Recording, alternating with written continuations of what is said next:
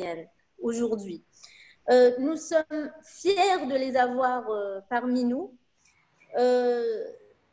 Ils vont non seulement partager leurs réflexions avec nous, mais ils vont aussi dispenser des formations tout au long de ce mois de Ramadan. À l'heure où les ressources naturelles ne paraissent plus être une valeur sûre aujourd'hui, la connaissance semble être l'issue, voire l'alternative incontestable de par son caractère inépuisable aujourd'hui pour pouvoir faire prospérer l'économie. C'est pour cette raison que se focaliser sur l'économie de la connaissance devient aujourd'hui, sinon l'enjeu le plus important, il devient primordial. Preuve en est que l'Algérie a créé un ministère dédié à l'économie de la connaissance. Cette économie de la connaissance se doit d'être portée non seulement par tout l'intellect qui existe chez les Algériens, qui soient installés ici en Algérie ou à l'étranger, mais il se doit surtout d'être porté par sa jeunesse. Cette jeunesse qui doit être accompagnée par ses pairs. C'est pour ça qu'aujourd'hui, on a mis un point d'honneur à inviter les plus grands cerveaux pour venir nous parler de connaissances, d'innovation. Il nous propose d'une manière tellement généreuse de venir offrir tous leurs acquis en savoir pour pouvoir faire prospérer notre Algérie et faire que l'Algérie de demain soit une Algérie qui ne flanchera jamais. Alors, on va parler d'innovation. Quand on parle de connaissance, on parle d'innovation. Mais qu'est-ce donc l'innovation? Est-ce que c'est l'invention? Est-ce que c'est autre chose? À quel moment l'innovation et l'invention sont-elles devenues deux notions distinctes? Et en quoi sont-elles distinctes? C'est le sujet que se propose d'aborder ce soir l'imminent docteur Lotfi Belkhir, qui est à Toronto. Alors, on va parler un petit peu de cet illustre professeur. Donc, le docteur Lotfi Belkhir est un physicien, inventeur, entrepreneur et universitaire. Il est actuellement titulaire de la chair de thé en éco-entrepreneuriat à la Walter Booth School of Engineering Practice and Technology de la McMaster University Faculty of Engineering. La recherche et l'enseignement actuels du Dr Belkhir sont pluridisciplinaires. Ils impliquent l'invention d'une société durable grâce à l'innovation, l'entrepreneuriat, la conception et la politique. En 2016, le programme Master in Entrepreneurship and Innovation de son école a reçu le très convoité prix d'excellence en entrepreneuriat Award, décerné par le Conseil international des petites entreprises de l'entrepreneuriat, ICSB. Le premier et le seul au Canada. Le Dr Lotfi Belkhir a reçu le prix annuel du président pour l'excellence en enseignement et en apprentissage en 2018. Il a récemment fondé la conférence internationale pour l'entrepreneuriat durable qui s'est tenue pour sa première édition dans la ville de Montréal du 29 au 31 août 2019. Son article sur l'impact des TIC sur l'empreinte carbone mondiale a retenu l'attention du monde entier. Il a été relayé par les plus grandes presses, par les plus grandes enseignes de presse du monde, telles que le New York Times, Science Press, le Forum économique mondial, The Weather Channel, Newsweek, Physics and Art et de nombreux autres supports médias. La carrière du docteur Belkhir illustre sa propre philosophie de combiner théorie et pratique pour résoudre des défis complexes et multiformes. En 2001, il a donc fondé Kirtas Technologies, le fabricant du premier et du plus rapide numérisateur de livres automatiques au monde, qui, sous sa direction, s'est classé parmi les 500 sociétés les plus dynamiques en Amérique 2 années de suite et a reçu le prestigieux les plus dynamiques au monde. 2 années de suite, il a reçu le prestigieux Best of 2003, prix de la nouveauté par le magazine Popular Science. Le docteur Belkhir était à la fois le président directeur général fondateur de Kirtas, mais aussi l'architecte de tous ces produits, de tous les produits de cette entreprise qui comprenaient les systèmes électromécaniques et logiciels de pointe. Le docteur Belkhir est un conférencier régulièrement présenté sur les sujets de l'innovation. C'est une pierre angulaire en termes d'innovation, de la durabilité, de l'entrepreneuriat et de nombreux d'autres endroits. Il est titulaire d'un doctorat en physique et une maîtrise en gestion de la technologie. Il est originaire d'Algérie, il est à Toronto. Le docteur Belkhir parle couramment les 3 langues, arabe, français et anglais. Je tiens à vous informer que le docteur Belkhir est en train de créer son institut, sa faculté de l'entrepreneuriat, de l'innovation et de l'entrepreneuriat vers de l'innovation. C'est une université qui va être la première en Afrique et qui sera assise en Algérie. Aussi, son entreprise Kirtas Technologies a 2 filiales. Elle a une filiale en Europe, à Amsterdam, c'est Kirtas Europe, et la filiale Kirtas Maghreb, qui est assise à Ouled Fayet à Alger. Le docteur Belkhir, après son intervention, se fera un plaisir de répondre à vos questions dans la mesure du possible. Cela dépendra du temps. Le sujet est très attachant. Je suis sûre qu'il y aura énormément de questions. Pour le moment, j'aimerais savoir, monsieur Belkhir, quelle est la différence entre invention et innovation? Pendant longtemps, nous avons cru que c'était la même chose. Donc, nous aimerions vous écouter sur ce sujet-là. C'est une très bonne question et je vais m'étaler davantage durant ma présentation. Mais avant tout, merci, Nesrine, pour cette présentation. Si vous n'aviez pas mentionné mon nom si souvent, j'aurais pensé que vous parliez de quelqu'un d'autre. Mais c'est un grand plaisir et un honneur d'être parmi vous. Et merci quand même, c'est très gentil. Et tout le plaisir et tout l'honneur est pour moi d'être parmi vous aujourd'hui et faire partie à ce forum qui est pour moi très, très excitant et très encourageant. Pour revenir à votre question sur la différence entre l'invention et l'innovation, comme je préfère vous donner la petite réponse et laisser la réponse la plus élaborée durant ma présentation, c'est que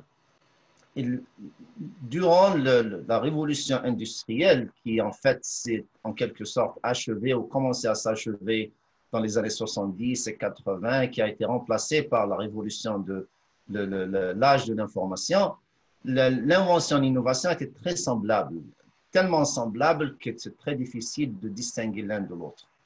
Et c'était parce que c'était l'invention qui est un achèvement technique, menait très souvent à l'innovation qui aidait à améliorer les processus de fabrication, de production, de productivité, etc. Mais l'âge de l'information, comme en fait vous l'avez souligné auparavant, c'est pas un âge de ressources finies. En fait, l'information et le savoir, comme vous l'avez souligné, c'est une richesse qui est presque inépuisable.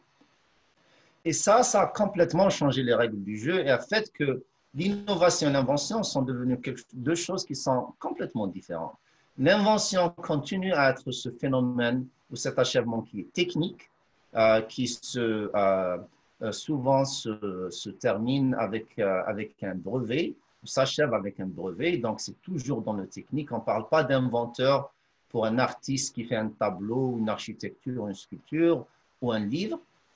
Alors que l'innovation, c'est un phénomène qui est plutôt social. Et c'est un phénomène de création de valeur dans la société, que cette valeur soit économique ou sociale ou environnementale.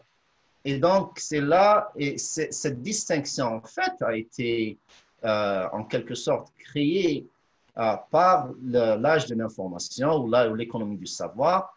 Et comme je vous l'ai promis, je vais m'étaler beaucoup plus sur ça et montrer les différences quand même qui sont flagrantes entre les deux durant la présentation, Inch'Allah.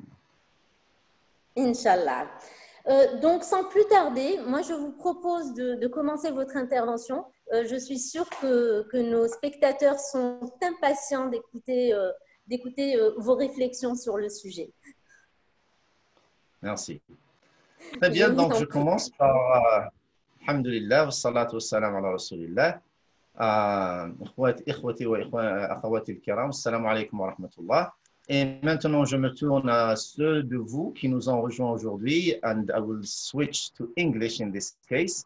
For all of those of you who are not Algerians, who do not speak Arabic or understand Arabic, nor French, maybe, and to make sure that you feel most welcome to this forum, even though it was organized by an exceptional group of Algerian entrepreneurs. It is not meant to be exclusive for Algerians, nor is this presentation or this series of webinars. So I welcome all of you out there around the world who joined us today for this presentation, which I hope will bring some new insight to your current understanding of invention and innovation. So I'll start by sharing my screen now. So why is this important, by the way? Why is it important to distinguish between invention and innovation? And the reason is because we're living in a new paradigm, and that paradigm has been introduced by the information age or the economy of knowledge. And because it's a new paradigm, because it's a new mental model, it has brought with it new rules. And unless you know how to play by those rules, if you want to innovate, if you want to be entrepreneurial, if you want to succeed in this information age, it is absolutely critical that you understand that we live in a new paradigm and you understand how to play by those rules. So, so let's go back to an old saying, not by an economist or by an entrepreneur, by an artist, Pablo Picasso, who said that every act of creation is first an act of destruction. And that's because innovation carries with it a lot of creative destruction, as mentioned by Champeter and a lot of entrepreneurs. But I found that this quote coming from Pablo Picasso way before Champeter is very, very insightful. And when you look at what happened in terms of destructions, you see that innovation has been disruptive. And that innovation has mostly come from startups, from companies that essentially destroyed the old ways by disrupting them with something that created a lot more value. So in the computer industry, we used to have Compaq, which was the market leader in PCs. And Dell Computer came, again, not with an invention, because Dell did not produce any better computers than Compaq, but with a business model innovation and become the #1 PC vendor in the world. In video rentals, I don't know, probably most of you don't remember a Blockbuster, which used to be essentially a DVD renting model where people would go and borrow a DVD or a VHS before that. And Netflix just destroyed Blockbuster completely. And Netflix now is a global enterprise as well. There was also for books, if you wanted to buy books back in the 90s, there was a company called Borders where you could go, sit down, have a cup of coffee, glance through the pages of books you like, and then walk with 1 or 2 books along with you. That company is no longer there. Why? Because a little company called Amazon came and become essentially the world leader in book selling, and now they're essentially selling everything. In the taxis, in the mobility sector, taxis are becoming a way of the past very quickly because, again, a company that didn't even exist 10 years ago called Uber now essentially is revolutionizing the world of transportation. And finally, even in the automotive industry, an industry that's actually been very stable and that's been going by the same rules for the last 100 years, has been completely disrupted by a tiny company that didn't even exist 15 years ago that actually set up shop in Palo Alto, the most expensive real estate in the world, called Tesla. And again, this is examples of many cases where a little company that nobody knew about that essentially decided to move against well-established players with $1 billion in cash and totally disrupted them, and in many cases eliminated them. So a startup in the life of a society or an economy is this new blood and that heart that essentially in the process of creative destruction, it replaces outdated ones and eliminates them from the marketplace. And when you look at this, if you look at, for example, the Fortune 500 companies, that is the 500 biggest companies that were there in 1955, in 2018, only 51 of those were still in business. That's about 10%. 90% since 1955 to 2018 have gone completely by the wayside, and nobody even knows about them anymore. So this exactly then begs the question is why is it so important to understand the difference between invention and innovation? And what does innovation have to do in all of this? So to answer this question, let's first look at what are the top inventive companies in the world. Means that an invention is when you qualify to get a patent. So the way to measure the inventiveness of a company is to look at the number of patents that this company gets essentially assigned or granted every year. And you see here the list in 2011 and 2012 and the top 10 inventive companies in the world. What you see is IBM number 1, Samsung number 2, Canon number 3, and then you have Panasonic, Toshiba, Microsoft, Sony, LG, HP, and Intel. Usually when I give this presentation to a live audience, I say, what strikes you as the big absent here? And the whole crowd, it doesn't matter whether it's a crowd from Japan or China or the US, whether they're students or professionals, they all say, where is Apple in all of this?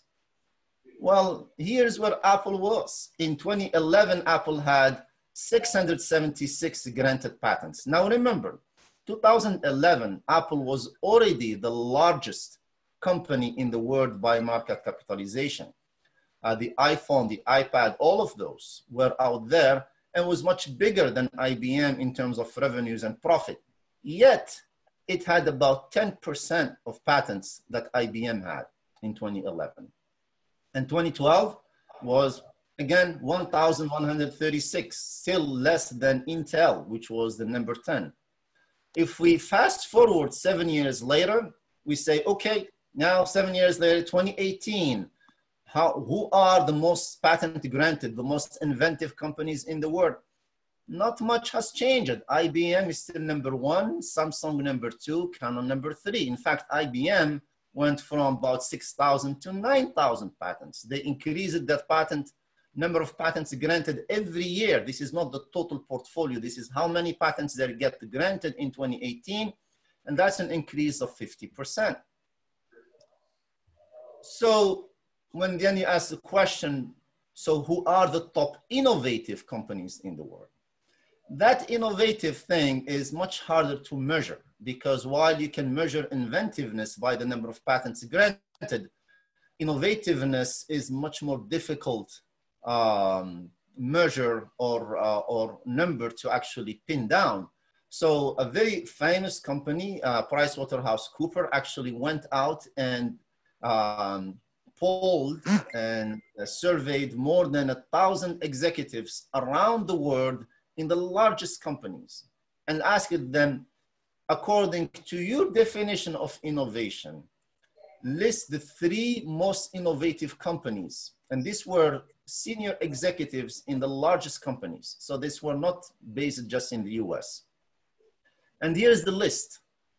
The list was Apple number 1, Google number 2, 3M number 3, Samsung moved from number 4, number 7 in 2011 to number 4, and IBM, the most inventive company in the world, dropped from number 6 in 2011 to number 9 in 2012. So there is something here that shows that top inventive does not make you top innovative by a long stretch. This is the 2015 ranking. Again, not much has changed. Apple is still number 1, Google number 2, Tesla, now small company, has moved to number 3. Our dear old, good old IBM is still trailing around number 3. What you notice here also is very interesting, is that 9 out of 10 of these companies are all US. And I'm sorry, 8 out of 10. There's only one which is Korean, Samsung, and another one which is Japanese. In fact, almost no Japanese companies made the list on a regular basis, except for Toyota that would go in and sometimes get kicked out of the top 10. And again, that speaks to the fact that innovation has some peculiarities that are very different from an invention. Now, when you ask the question, so what? Why? Who cares if innovation ranking is different than invention? After all, those companies are investing millions of dollars in order to make all those inventions and protecting them. Isn't that still important? Well, the question is, what does the marketplace care about? Does the marketplace reward innovativeness or inventiveness? Does it reward the innovation or the invention? And the way you gauge that is by looking essentially, which are for the companies that are making the most money, which are the ones that are the most successful in the marketplace, or which are the ones that have the highest market value in terms of their stock value. And here's the thing. This essentially shows the 9 companies in terms of their market value in 2010 to 2015. We see that the number 1 innovation company is also the number 1 in terms of market capitalization. And in fact, it went from 500 billion in 2010 to 713 billion in 2015. Now, of course, Apple is over $1.2 trillion. Google was number 2. So the market cap is actually correlating with the innovation ranking, not with the invention ranking. IBM actually went from 204 billion to 160 billion. It actually shrunk. So even though it saw its patent portfolio increase by 50% from 6,000 to 9,000, it also saw its market value shrink by essentially $44 billion.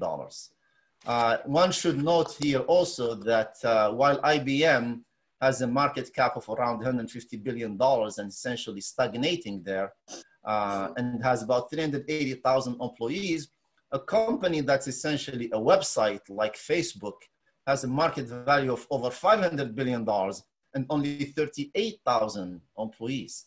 And by the way, Facebook doesn't even figure in the top 20 in terms of patent portfolio. So then one might say, okay, yeah, patents are not enough by themselves, but they're important because innovation is about commercializing invention. So in a way, it's invention plus commercialization. If you're good in marketing and taking it to the marketplace, equals innovation. Well, let's test that hypothesis because you'll see that theory being exposed in a lot of places. So if you look at this companies, Uber, Dell, Starbucks, Tesla, Facebook, LinkedIn, Twitter, everyone recognizes these names, and you recognize them because they have innovated really on the global marketplace. They have changed our world. They have put their print in the marketplace. But one thing that they share in common is that they did not invent anything.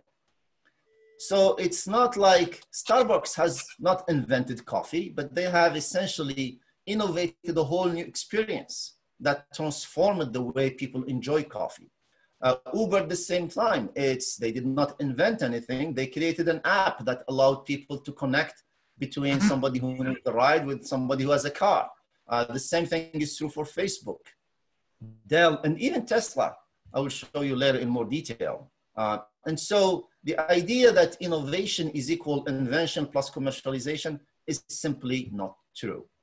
So what is innovation? Well, here's the thing, is that when we talk about innovation or invention, in fact, a lot of people tell you that you need to think outside the box, right? Well, for true innovation, the box doesn't even exist at all. And this is really the idea that innovation is something that's disruptive, because thinking outside the box means that you still have defined the box and you're trying to get out of it in its surrounding.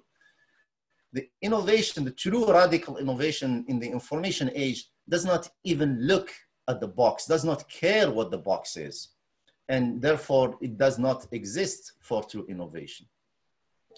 So what has changed? Why is this idea about innovation so different from the one we are trained to think about? Because when I give this presentation, and I've given this presentation in all 4 continents around the world, when you ask about definition of what is the difference between invention and innovation, in here, well, invention is creating something radically new. Innovation is improvement on something that's already there. And then the next one will give you the opposite definition. And then they both agree that they don't really understand it. And what has changed is the fact that this new paradigm has come in. So we have moved around the 70s or the 80s with ICT, the information and communication technologies, and with the ubiquitousness of computing, we have actually transitioned from industrial economy to a knowledge economy. But we have still continued to hang on and hold to the old definitions and the old concepts of innovation. And so during the rise of industrial economies, indeed, the challenge or the rules of the game was like the rules of the farm. They were essentially the rules of making products that create greater efficiencies to maximize the crop. So it was all about using hardware resources that had finite availability. So the concept of scarcity was very important, and use them to invent products, mostly hardware products, that would essentially bring more efficiency, consume less fuel, have high productivity, produce high quality products. And this was the competitiveness that was between competitors. The one who had the better mousetrap was the one who was going to sell more or produce more. So it's exactly the same rules as a farmer who wants all of the same tomatoes to be about the same size, or the pineapples to be the same size, so that they can increase the value of their crop. They're all about maximizing the crop, maximizing the productivity of their workers. And all of the innovation that happens is product driven, is to improve efficiencies. And that is rooted in a central notion of economics, which is scarcity, is that every economist will tell you that, that all resources are scarce. And therefore, in order to continue to grow, we need to make more efficient use of those finite resources. That all makes sense if those resources are physical resources. But when those resources are knowledge, are information sharing, are value that is created through the sharing of information, that no longer is true. We go from scarcity to an abundance concept. And that's what the emergence of the knowledge and creative economies brought to us, is that it's not the rules of the farm, it's the rules of the rainforest. It's that weed that the farmer would rush to take out from his soil because it's going to share and take resources, precious resources from its plant. In the rainforest, the weed is the value, is that startup that nobody likes, that looks odd, that looks ugly, that nobody expects to do anything. That's going to actually change the world and creates its place in this universe. And the rainforest works exactly like that. In the rainforest, plants are very different and they become part of the ecosystem. They contribute to that ecosystem. They create value. And all of the animal world, the birds and so on, take advantage of that. And it's really that new paradigm where it's value-driven innovation. And that value-driven innovation is driven not by making better use of existing and scarce resources, but by bringing novel thinking that disrupts the status quo. So when you look at the rules, you see that they are essentially almost diametrically different. In the rainforest, if you look at the rules of the farm, it's very important to follow the rules. And this is what established companies do. When you go and work for an IBM or a GE or a Xerox, as it used to be a Xerox, you're trained. You get a week or two of training just on understanding what the rules are, and you're supposed to follow the rules. This is what MBA programs would teach you, is what are the best practices and the best rules that you need to follow into management. In the rules of the rainforest, the value is created by actually breaking those rules. In the farm, it's very important to predict and repeat, is to predict how much money you're going to make, how much sales you're going to bring, what profit you're going to generate. In the rainforest, you're exploring, and therefore you're learning and adapting to a new world that you have not even explored. In the farm, business planning is very important. If you want to start a new business unit, you have to have a 5-year business plan that's tight, and that's going to predict exactly how much money you're going to make, what the level of risk, what the risk mitigation is going to be, and things that you have no idea about. In the rainforest, it's about business modeling. You cannot plan what you don't know yet, what you're yet to discover, but you have to model it.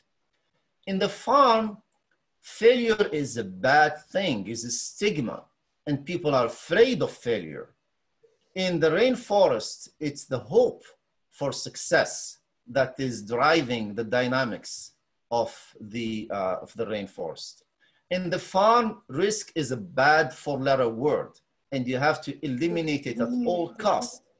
In the rainforest, risk is part of the game, and you have to learn how to manage it, how to mitigate it, how to minimize it, but not ever eliminate it. The same thing in the farm, failure is the other, even worse four-letter word, and you're not supposed to fail. In the rainforest, failure is an essential part of the exploratory stage, and you have to learn to not only fail, but fail fast and fail cheap, and learn from that failure. In the farm, outputs are very important, like patents. And therefore, the more patents you have, the better it is. In the rainforest, patents don't matter. It's the outcomes. It's the number of jobs you create. It's the amount of sales you're able to generate. And finally, in the farm, invention is very important. But in the rainforest, it's innovation that matters.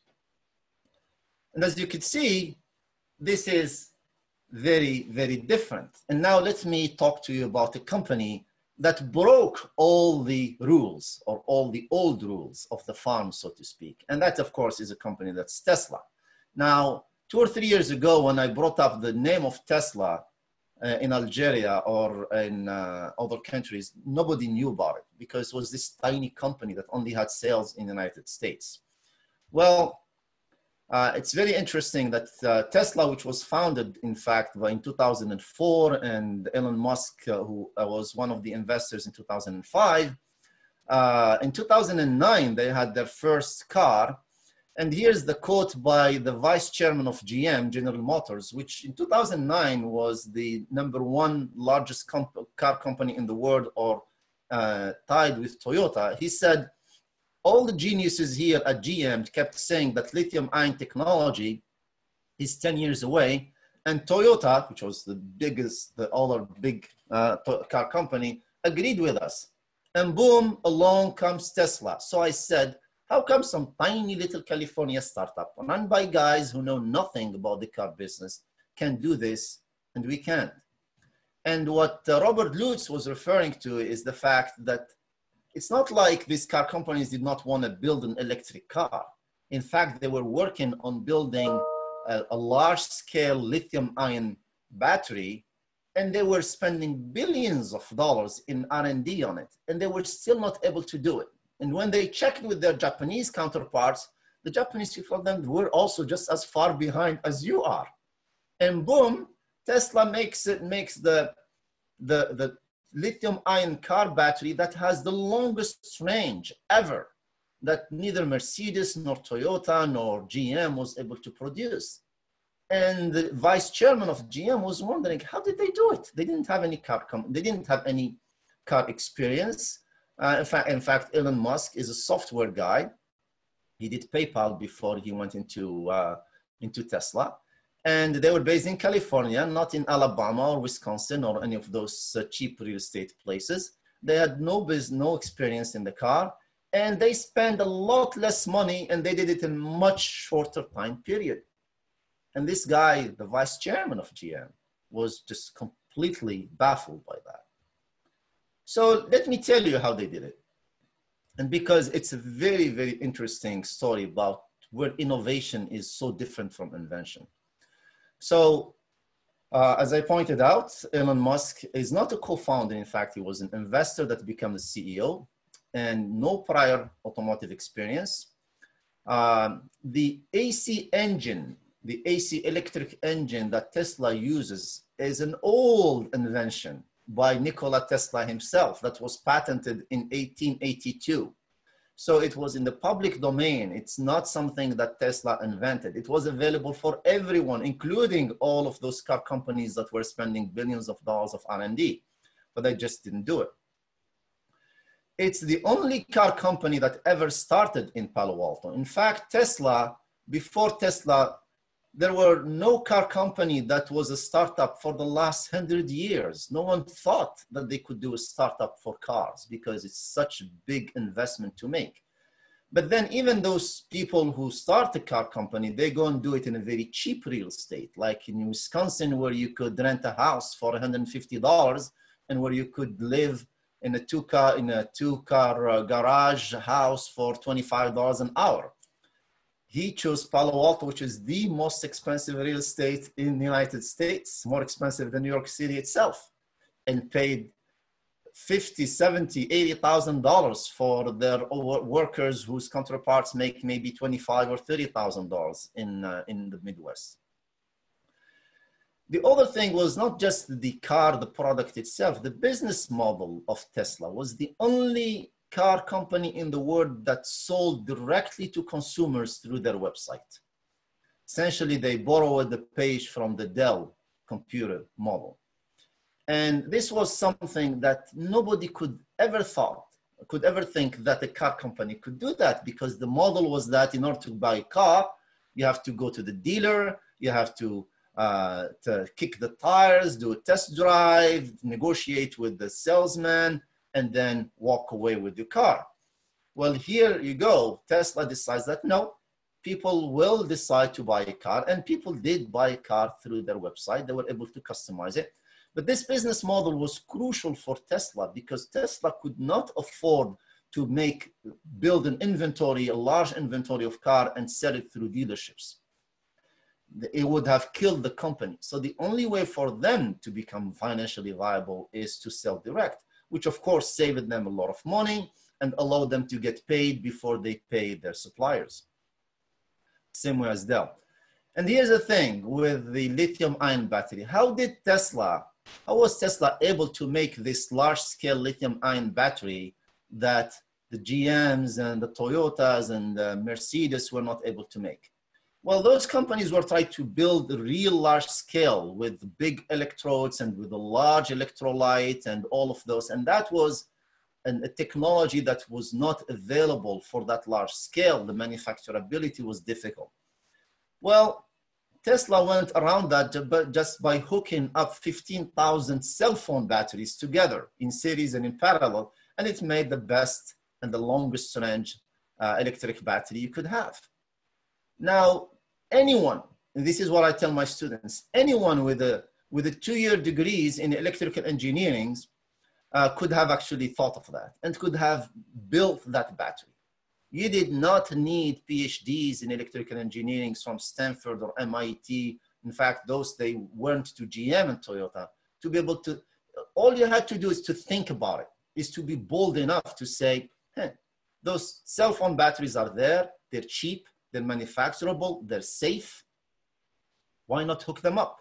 It's basic electrical circuits knowledge. But it took Tesla and their engineers to think boldly that they're going to do it, and it worked. The other thing is the positioning of the battery pack in the floor of the vehicle. Every electric car or hybrid car before Tesla, they always put the battery, which is very heavy and very big, in the trunk of the car. In fact, I bought a Toyota hybrid in 2013, and the trunk is tiny because the battery takes all the space. So you have no space for luggage, nothing. What Tesla did, they put it actually on the chassis itself, into the floor of the vehicle. And every car company said they were crazy because now that lithium-ion battery is like a bomb, and if it gets pierced, it will explode and it will take away the whole block of houses next to it. Well, the Tesla engineers said not to worry about that. They put it in titanium case, something that you can never pierce. But what that did was amazing, because by essentially putting the heaviest element and the biggest element on the chassis, not only did it free the space for the trunk, in fact, they even added the car seat for a child in the trunk, but it also lowered the center of gravity, and that made it a very, very superb ride to drive. It allowed it to stay very stable at very high speeds and very high accelerations, which we know Tesla can achieve like Lamborghini or Ferrari. And essentially, it made it the highest quality car in the world. In fact, Tesla got a 10 out of 10 score in the quality assessment from the agency, from the quality agencies for car companies. So this is how Tesla broke all those rules. They went against the business rules, the design rules, the technology rules that every other car company was doing. And they decided that, yeah, our lack of experience, we're going to use our lack of experience to our advantage. We're not going to follow the chartered path. We're going to innovate. And this is what I mean about innovation. So on April 10, 2017, with less than 5% of what GM makes in terms of cars, Tesla became the most valuable US automaker in the US, bigger in market cap than GM, Ford, and what used to be Chrysler. In April 10, 2020, which is a few weeks ago, Tesla market cap became greater than GM plus Ford plus Fiat Chrysler combined. They stand at $140 billion in market cap, and the other three are around 25 to 48. Only Toyota so far is still bigger than Tesla. What's interesting also, and I find this very, very insightful, is that Elon Musk in 2018, he negotiated the compensation deal with his board of directors. And what they agreed was this, is that he's going to make $1 per year in terms of his annual salary until 2028.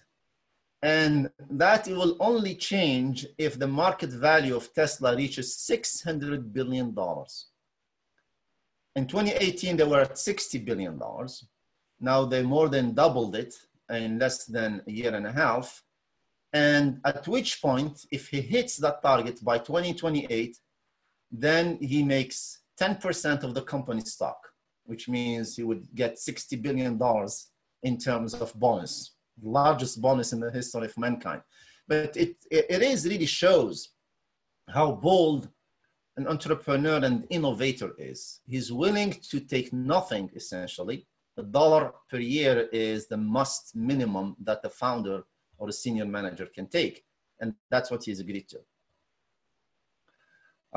Since the Model 3, which is a luxury sedan that Tesla has launched in November 2017, you could see that their market share sitting at about 19% is more than all of the 4 combined, which is the BMW 3 Series, the Mercedes C-Class, the Mercedes E-Class, and the Lexus ES combined. And again, these are very innovative companies or inventive companies, but you could see what radical innovation does. It puts in the dust even the best players in that particular industry sector.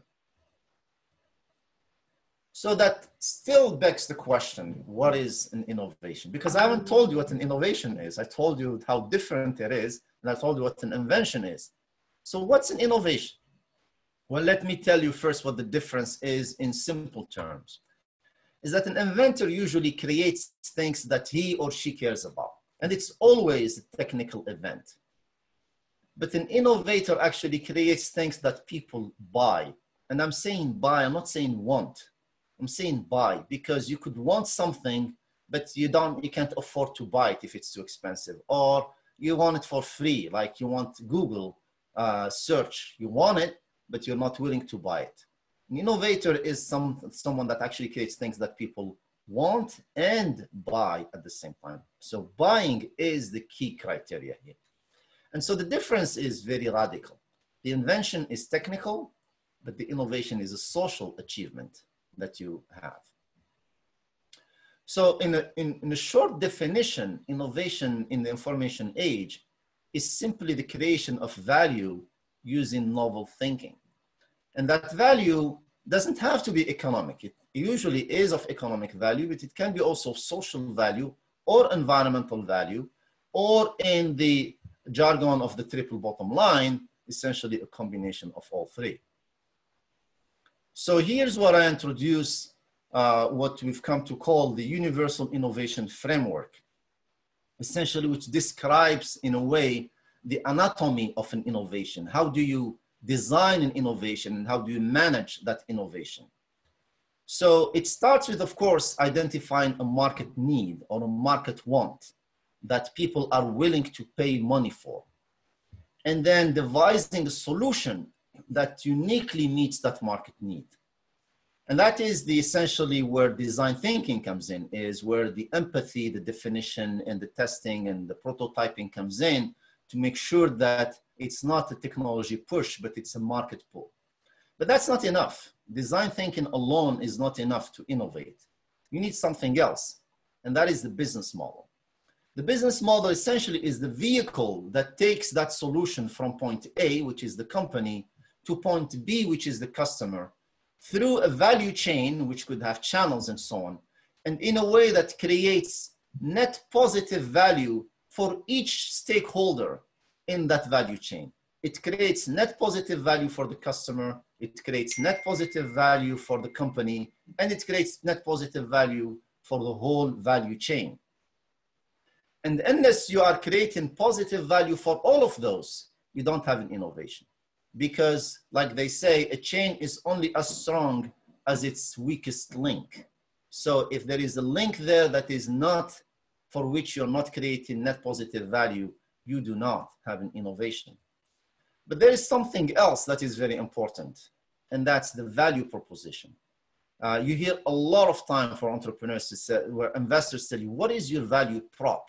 Because the value proposition is at the heart of your innovation. And that's why we call it value proposition, because you're there to create value, value for the customer, value for your company. And that value proposition is just like a heart, because it has actually 2 ventricles. One is the novelty, and the novelty is the blood essentially that goes out, that creates value in the marketplace. And the other one is a sustainable competitive advantage, The sustainable competitive advantage is the way you protect yourself from competition in order to maintain and to continue to create that shared value. If you don't have either one of those, you also don't have an innovation. And therefore, the novelty is there to generate value. The sustainable competitive advantage is there to protect that value. Novelty means you're novel compared to your competitors. Otherwise, if you're doing the same thing as your competitors are doing, if you're not differentiated from your competitors, you are not creating value. The sustainable competitive advantage protects you from those competitors to come after you, to try to imitate you, or for new competitors to enter the marketplace. And this is a design challenge. If you don't have all of those elements in there and be able to improve them and grow them in tandem with each other, because each one affects the other, then you are not going to be innovating. But what's interesting is that we call this universal innovation framework because it goes beyond the economic innovation itself. You can think of it as social innovation or as public sector innovation. Even for policy development, you always have an audience need, which is instead of customers could be your citizens or your community. And the needs could be societal issues, could be regulatory problems, could be environmental problems that you try to solve. And then the solution has now to match and uniquely solve and meet those audience needs. And the business model becomes essentially the value creation model. It's still, you still have to deliver this solution to the audience in a way that creates, again, net positive value. And when I say net positive value, because there is the value that you create for the customer, but there is also the value that you destroy in order to, or you expand in order to develop the solution, in order to deliver the solution. And the difference between the two is that what needs to be positive. If what you expend in terms of resources is greater than the value you create to the customer, then the difference is going to be negative. And if it's negative, you're not creating value, you're destroying value, and therefore your innovation is not going to work. But again, it makes it very clear that this is a social achievement. It's not a technical achievement.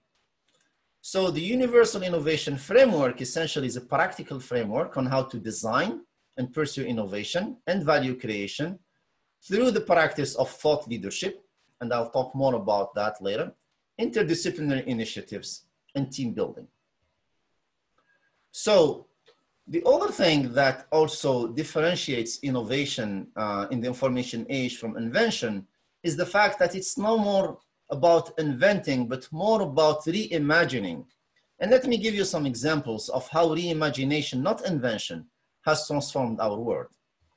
So remember the user interface where we used to need keyboards and mouses. And now we're using touch screen even for computers. And that touch and voice and gesture, natural user interfaces has totally changed it. I don't know if anyone remembers telephone booth. I do. What I used to call my mom for $9 a minute from the United States when I was I had my scholarship to CETIF, and I would put $9, and as soon as I'm in the middle of sentence, it would get disconnected. Now, essentially, you have WhatsApp, you have Viber, you have Skype, you have Zoom, you have everything. And again, there was no much invention there. It took entrepreneurs and innovators to reimagine how people actually wanted to connect. Same thing for the imagination of knowledge. Nobody goes to a Britannica encyclopedia anymore. It's all Wikipedia and Google and what have you.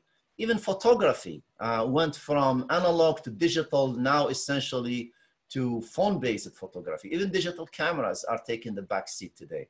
Or imagination of news. Nobody buys the newspapers or magazines. And even the imagination of cash registers. And the list goes on and on. So that's what innovation is. Now, what does innovation want from its suitors? Because innovation is like this very, very pretty princess that not everybody can pretend to. And you need a lot more than just creativity and problem solving to pursue and to be a good, acceptable suitor for innovation. one thing that it needs, and I'm going to be talking about the character that innovation requires among those who are innovators wannabes. The first one is ambition. And I'm not talking about creativity and problem solving. I'm taking those are boring. Those are already taken for granted. Ambition. Are you trying to solve a mosquito bite or a shark bite? If it's a mosquito bite, then don't bother. That's not innovation. Maybe you can come up with an invention that solves a small problem or adds incremental value. That's not what innovation wants. Mosquito bite is a problem that people have, but they can live with. It's a nuisance, but they're not willing to pay much to get it solved. A shark bite, on the other hand, is between life or death. And those kind of problems are the customers are going to want to talk to you, are actually going to chase you to try to develop something if they feel that you're going to do it. So if you want to innovate, ask yourself, is the problem that I'm trying to solve, is it a mosquito bite or a shark bite? In other words, don't think 10% improvement. Think 10x improvement on what the competition is doing. The second one is risk-taking. So here's we see the Volkswagen, old Volkswagen minibus or van, and an old HP scientific calculator. What do those have to do together with each other? Nothing, except these were the only assets of two founders back in 1976. And those two founders were the two Steves, Steve Jobs and Steve Wozniak.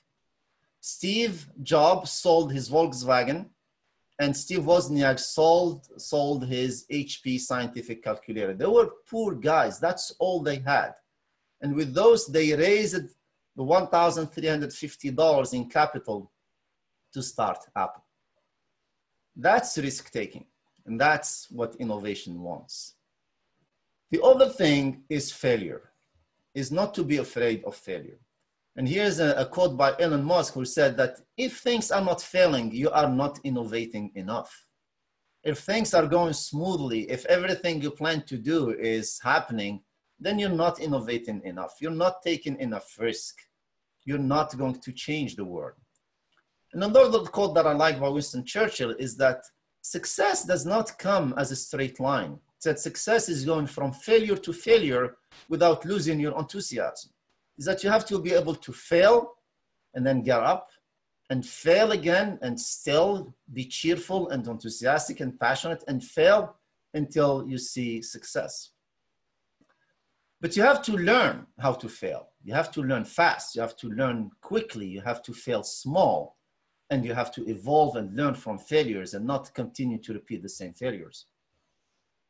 And understand, and this is something that's culturally sometimes very difficult, where failure is a stigma, understand that failure does not define us. It actually refines us. And investors in Silicon Valley, when they see a failed entrepreneur, they'd rather go invest in that failed entrepreneur than in a first-time entrepreneur, because they know that the failed entrepreneur has learned a lot that's going to help him succeed. The other piece is discomfort. Is that, and this is a quote by Scott Peck, is that he said, the truth is that our finest moments are most likely to occur when we are feeling deeply uncomfortable, unhappy, and unfulfilled. For it is only in such moments propelled by our discomfort that we are likely to step out of our ruts and start searching for different ways of truer answers. I cannot think, at least in my lifetime, of a moment in Algeria where we had more discomfort than we currently have. And therefore, I see this as potentially the greatest window of time for true and radical innovation to emerge from our country. So in conclusion, the rules of innovation, the knowledge, idea-driven economy are radically different from the ones in the industrial product-driven economy. So do not make the mistake of staying stuck in the paradigm of an economy that's gone. And the takeaways is that invention is a technical achievement, but innovation is a social achievement, and it starts and ends with fulfilling societal need. That patents are not the only way to achieve a sustainable competitive advantage, and I will describe in my tutorial about the Universal Innovation Framework what other ways can you create a competitive advantage other than patents? That the rules of innovation in the knowledge, idea-driven economy are very completely different from the ones in the passé, industrial product-driven economy. That innovation is a non-linear discovery-based process. It obeys the rules of the rainforest. That innovation today is more about reimagining than inventing. And that the anatomy of the universal innovation framework allows us to define a practical and universal innovation framework that allows us to design innovation in a much more structured and organized way. And with that, I wanted to thank you for your attention. Ramadan Mubarak, and I would welcome any questions you might have. Merci beaucoup, Dr. Belkhir. La première question est la question d'une internaute, Madame Shafia Abid, qui dit what are the ingredients to register Algerian companies in corporate culture driven by innovation to increase value and maximize profits? What are the ingredients to register companies?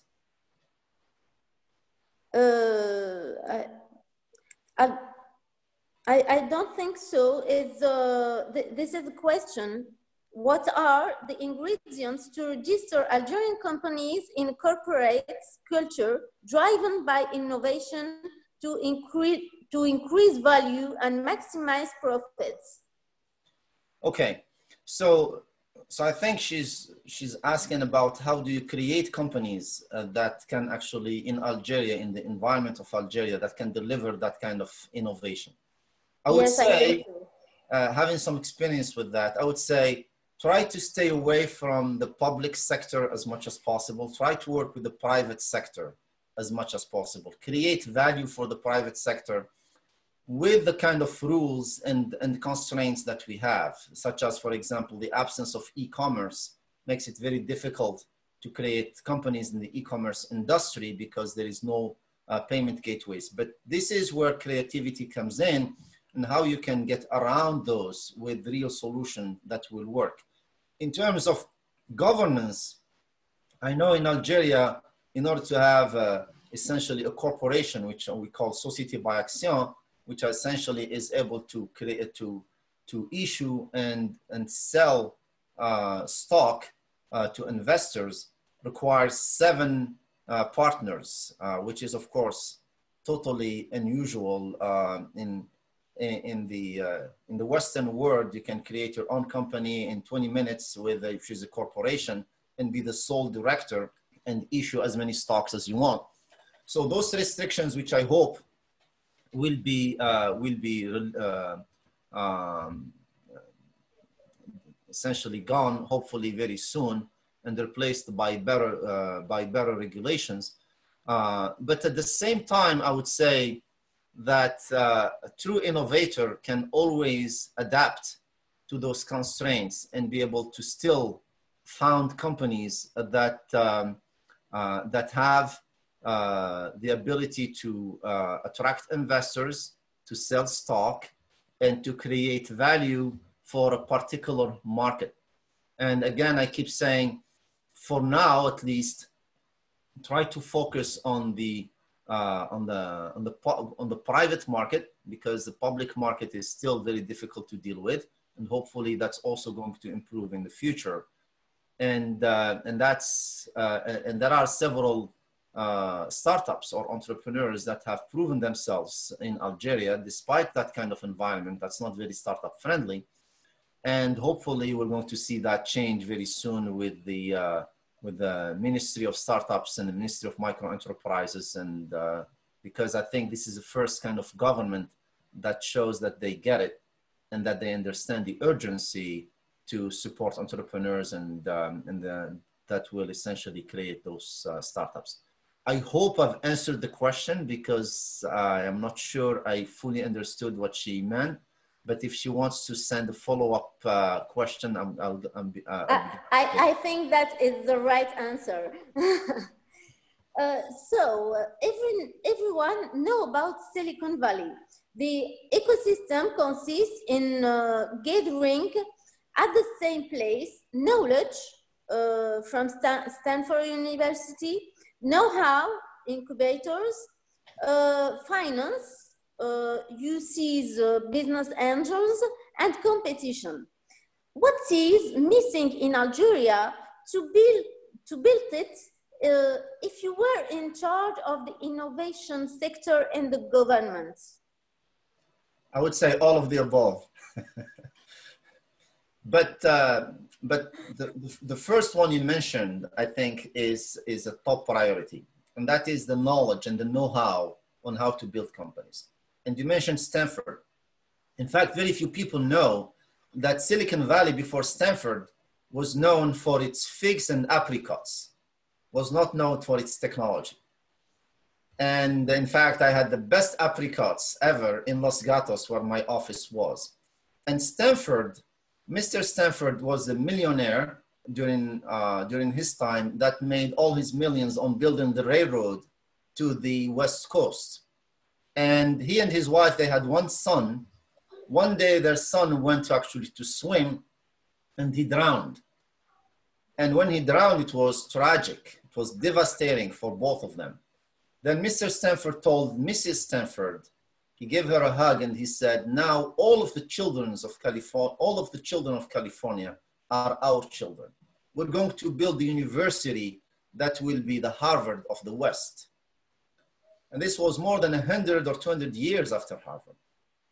And he essentially put all his fortune in building Stanford University and died before actually it was finished. And then his wife spent the last $300 million of both their fortune as an endowment to the university. And Stanford, there was actually a paper that showed that Stanford, in terms of the startups that emerged from Stanford, generated more than 3.2 million jobs and generate more than 2.4 million jobs and more than $3 trillion of revenues, which is more than the jobs in all of Canada and more of the GDP of all of Canada. And most of those companies, more than 60,000 of them, about 60% are still within about 70 miles from Stanford itself by staying in contact with them. And what differentiates, so if by itself Stanford with all the startups it created was to actually be measured, it would be the 10th largest economy in the world.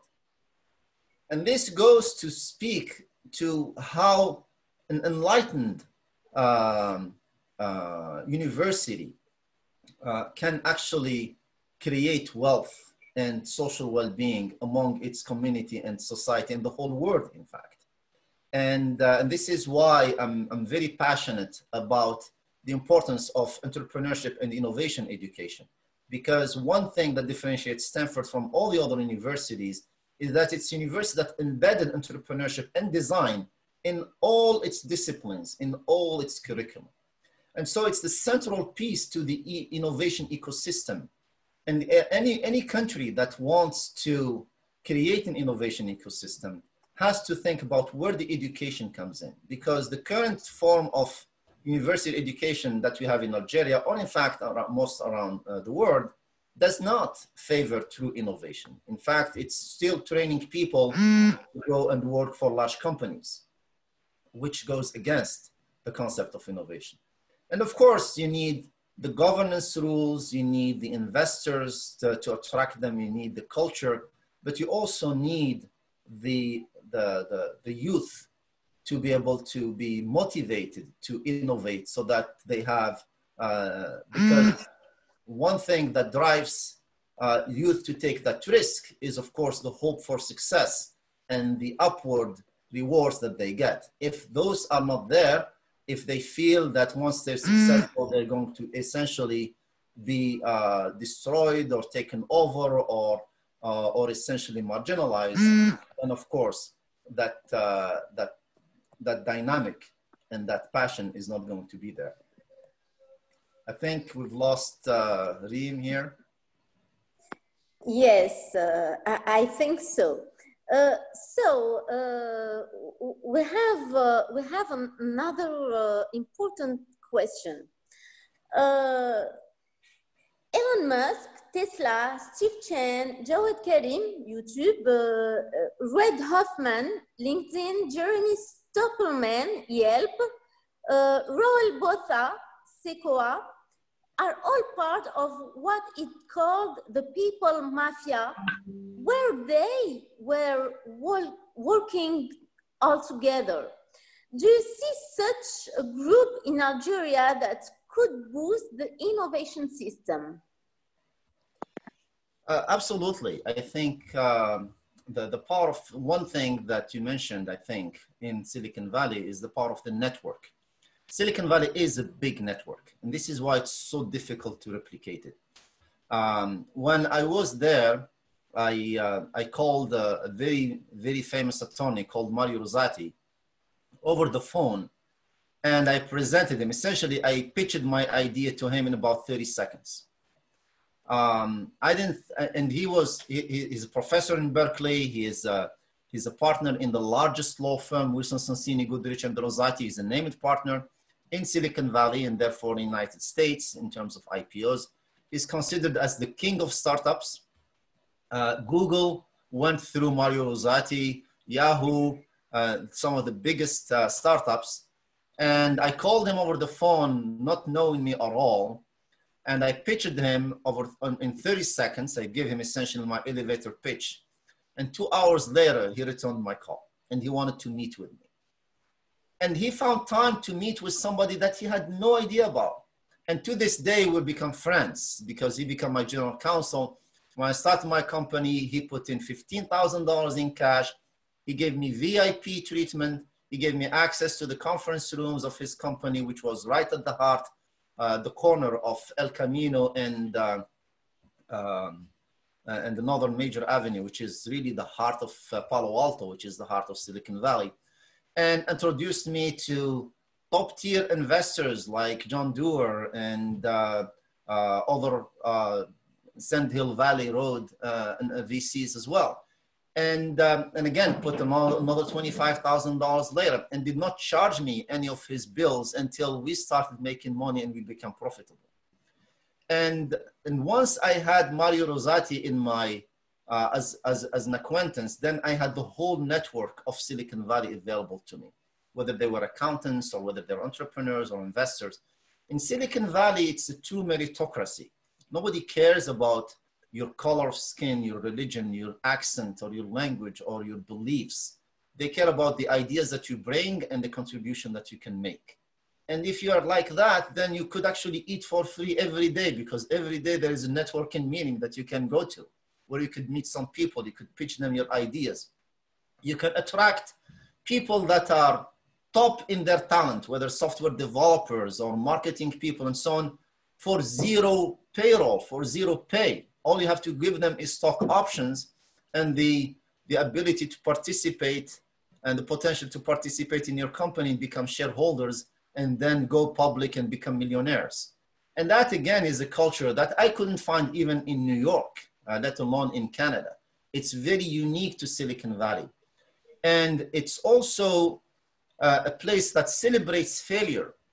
One thing that a lot of countries don't realize that are trying to push innovation is that the failed companies are very important for the companies that succeed, because the companies that succeed need to recruit people who also have the entrepreneurial mindset. So they recruit from the people who have been let go from the companies that actually failed.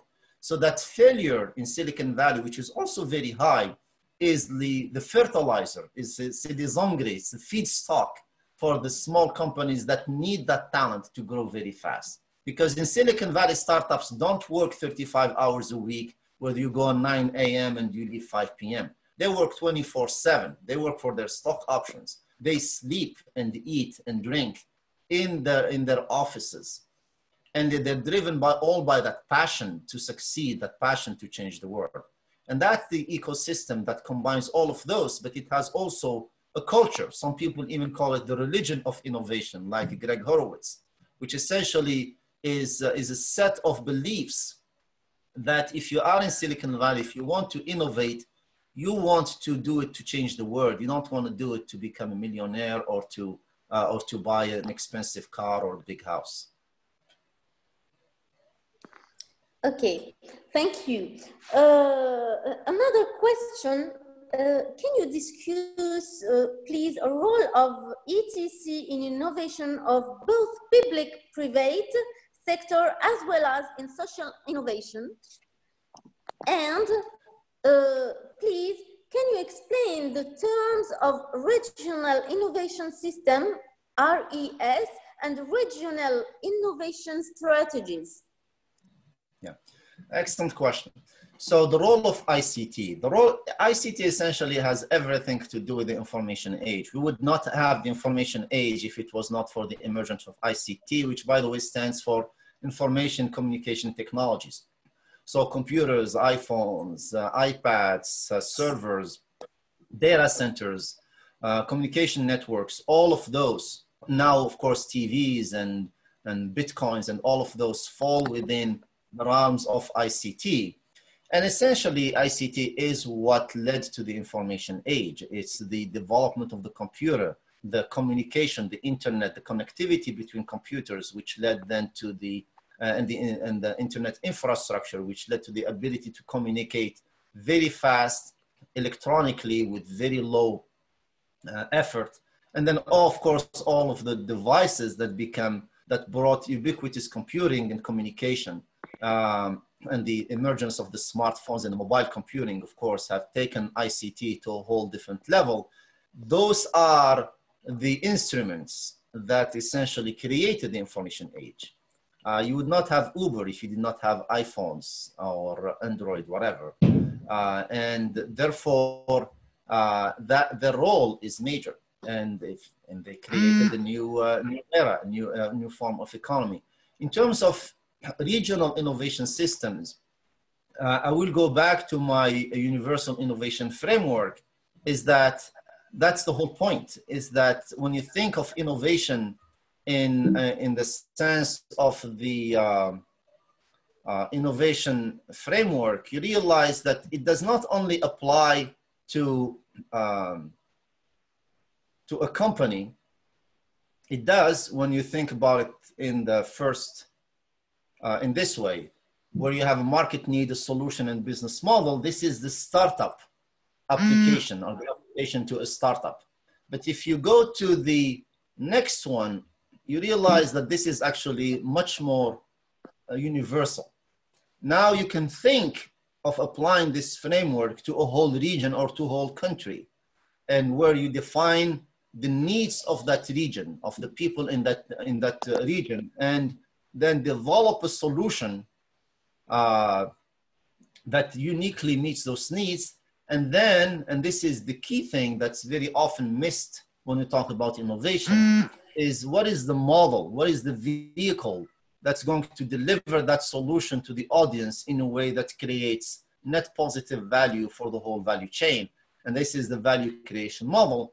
And of course, at the heart of all of that, you have your value proposition. Is that if you want to create an innovation ecosystem, and if you want to create a regional innovation system, like the question is, then you have first to define what is the value proposition.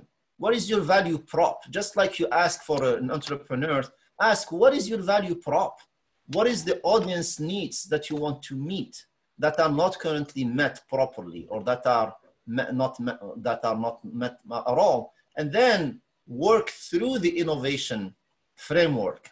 And the innovation framework is actually designed to be like an onion, because once you peel the first layer, then if you define the audience need and you define a solution, and then you go to the value creation model, you're going to see that the definition of the value creation model is going to affect the audience needs, and then which affects the solution. So it's a convergence process where you have to go layer by layer until you converge to the actual full innovation, which includes now those audience needs, well-defined solution, and the value creation model that creates that value both for shared value, both for your audience, as well as for those who develop that solution.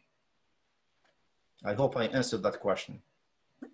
Thank you so much. Je vais switcher en français. Outre la dimension innovation technologique ou de design de marques comme ceux de Tesla et Apple, comment expliquez-vous le sentiment d'appartenance de cette communauté de clients que ces marques ont en commun? On remarque un attachement hors du commun des clients à ces marques-là. Comment pouvez-vous l'expliquer? C'est une très bonne question. C'est donc la question d'attachement ou de ce que j'appelle, commence avec la loyauté du client. Parce que vous trouverez beaucoup, la plupart des compagnies parlent de la satisfaction du client, customer satisfaction. Et c'est en fait, c'est une métrique qu'ils mesurent chaque année, qu'ils décident, et ça devient une priorité stratégique pour la société d'augmenter la satisfaction des clients de 80, 90, 95, 96, et ça devient un avantage compétitif contre leurs concurrents.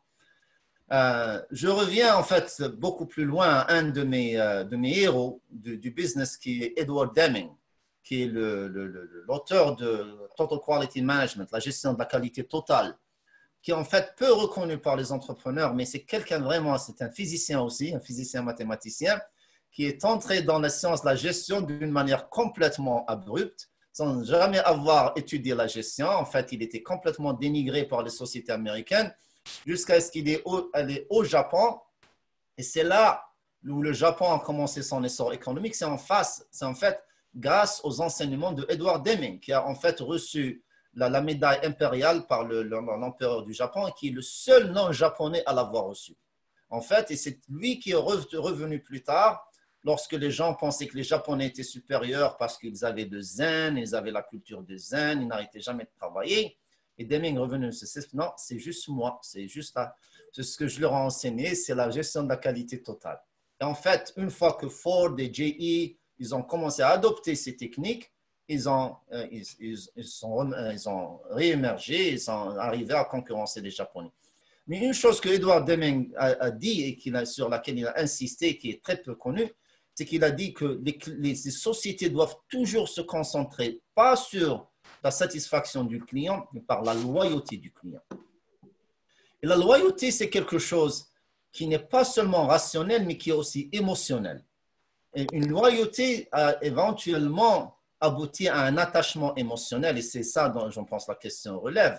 Et en fait, c'est ça qui a sauvé Apple. Apple, lorsque Steve Jobs est parti, ils ont complètement échoué. Tous leurs produits nouveaux ont échoué aussi.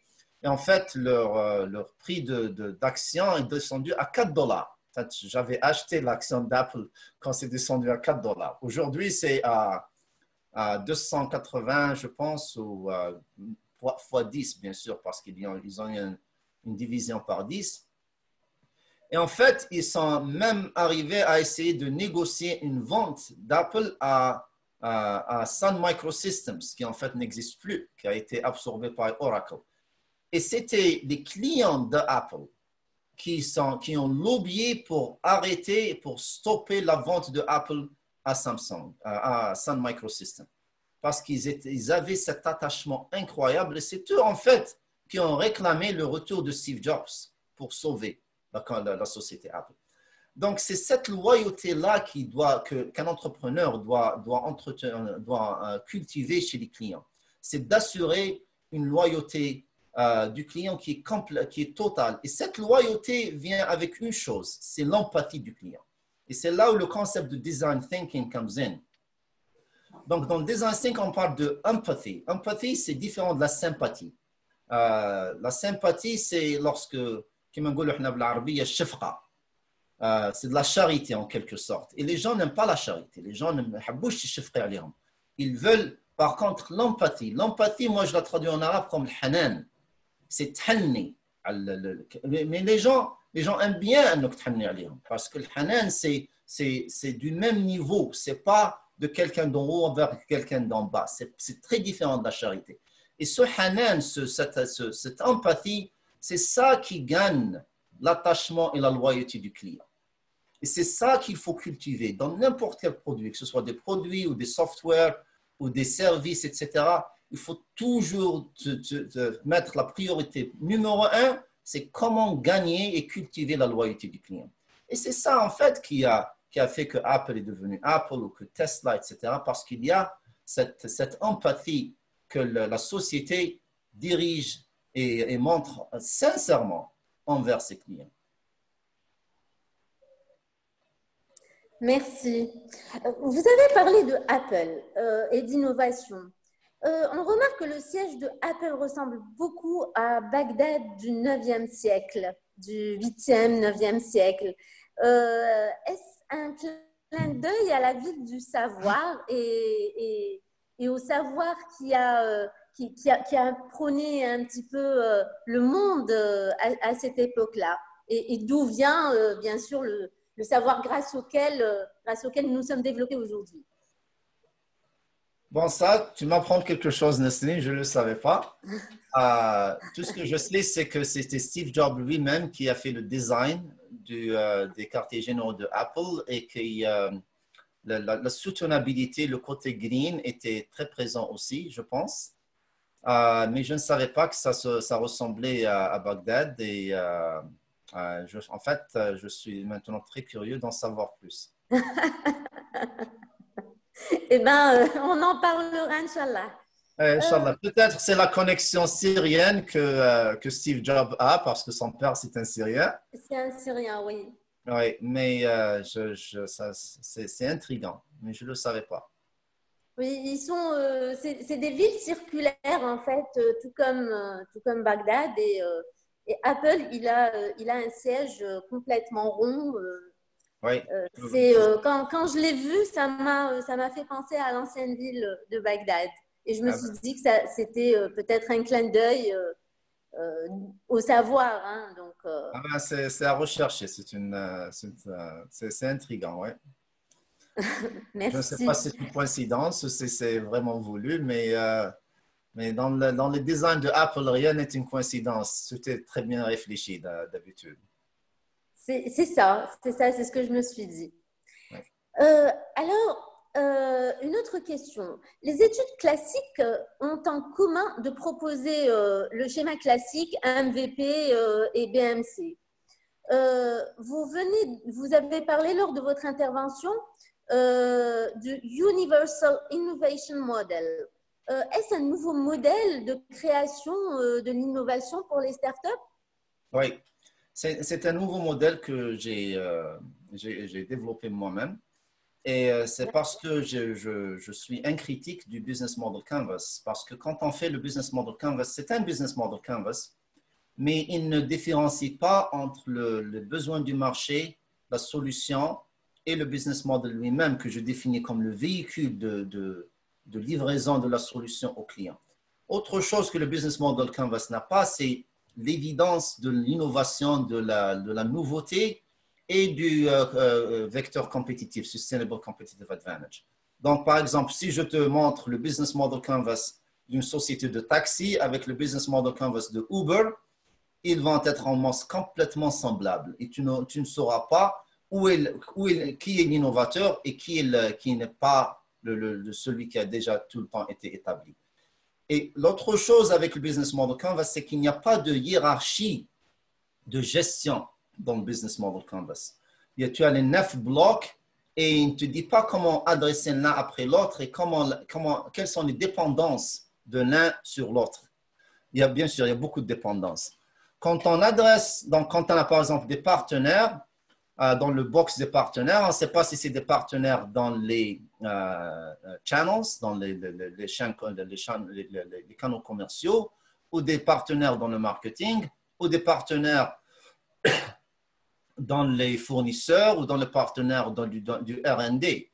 On ne voit pas où est la nouveauté dans un business model canvas. Et on ne voit pas, par exemple, aussi quand on parle de ressources, ces ressources-là aussi sont tous dans le même box. Alors qu'Universal Innovation Framework, c'est beaucoup plus facile à identifier. On a tous les éléments nécessaires parce que chaque bloc, il est il est à part. En plus, dans le tutoriel, je montrerai que, en fait, l'Universal Innovation Framework, une fois qu'il est rempli, il se rabat comme un cas particulier sur le Business Model Canvas. Ce qui veut dire qu'une fois que vous avez rempli le Universal Innovation Framework, vous pouvez copier et coller tous les éléments du Business Model Canvas, mais en plus, c'est beaucoup plus riche et ça vous donne beaucoup plus de roadmap. C'est l'autre chose que je voulais dire. Le UIF donne une roadmap pour comment concevoir et gérer cette innovation.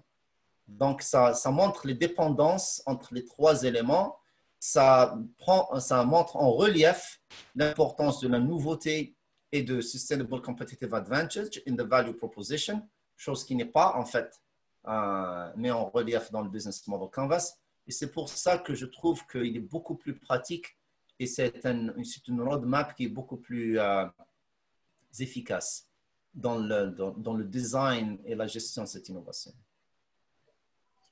Merci beaucoup. So, you intend to build Futurist Institute, as I said, in October. A first of its kind in Africa. Could you tell us more about this important project, please? Sure, thanks for the question.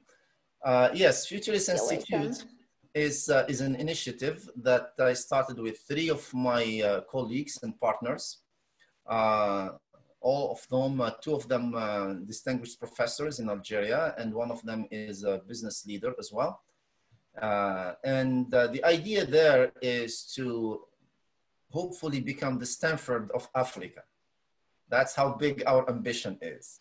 We want to bring entrepreneurship and innovation education, not only to Algeria, but to the whole African continent.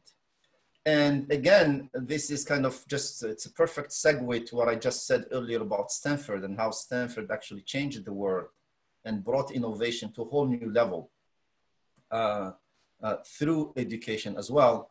And it's something that honestly is missing. And for the Futurist Institute, we're starting with what we call the METI, Master en Entrepreneuriat de Technologie et d'Innovation, which is essentially targeting people who have finished their first cycle, means that got their licence ou their ingénierat ou leur master ou même leur doctorat, mais qui ont dépassé le premier cycle, and who want to innovate, who want to do a technology startup and want to learn the know-how and to actually how to do it. Because as I explained, entrepreneurship and innovation has moved to a whole science. It's no longer just a piece of luck that you have an idea, you go and do it, and you're going to be the next Steve Jobs. No, actually, there is a very well-defined scientific method on how to innovate.